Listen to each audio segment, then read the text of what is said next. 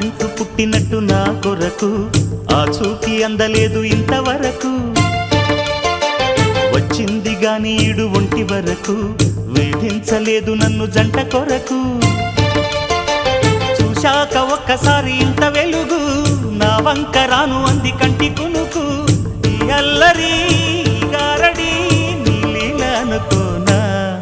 నీ పేరు ప్రేమ అవునా ఇవాళే నిన్ను పోల్చుకుందా